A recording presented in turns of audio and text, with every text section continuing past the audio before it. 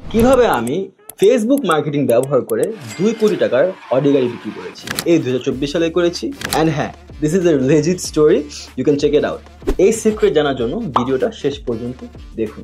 2023 সালের দিকে motor corporation নামে একটা ব্র্যান্ডের সাথে আমার পরিচয়।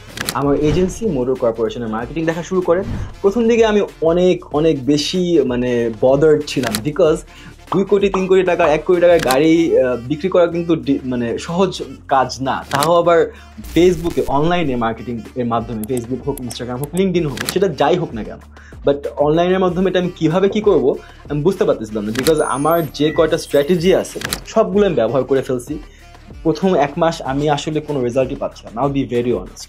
তারপরে আমি ভাবা শুরু করি। মার্কেটিংটা হচ্ছে একটা দাবা খেলার মতো, আপনার ভাবা লাগবে, আপনার মার্কেট রিসার্চ করা লাগবে, আপনার খুঁটিনাটি জিনিসপত্র দেখা লাগবে যে কোথায় কি হচ্ছে।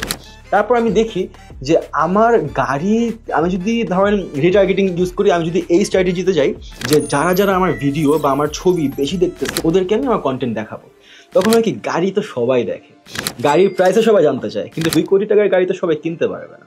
কিন্তু 2 কোটি টাকার গাড়ির জন্য সবাই মেসেজ দিবে, আমাদের মেসেঞ্জারের মধ্যে সবার মেসেজ, হাই ভাই একটু গাড়িটা টেস্ট ড্রাইভ করবো, ভাই গাড়িটা একটু দেখবো, কিন্তু একজনও গ্রাহক না। তো বড় মুশকিলে পড়লাম, কিভাবে এই 2 কোটি টাকার গাড়ি সেল করবো। তারপর আমি ওয়েবসাইটের পিক্সেল ব্যবহার করলাম। পিক্সেলের মাধ্যমে আমি একটা complete landing page set up করে অনেক কিছু করলাম।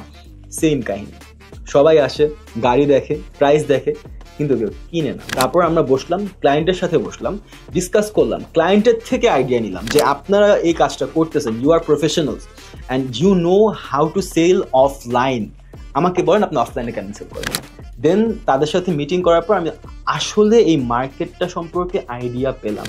দেন I got the magic strategy, which is to targeting not based on location, not based on interaction, based on referral, omnipresent strategy.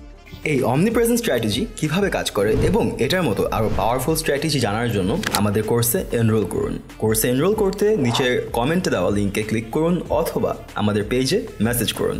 Thank you.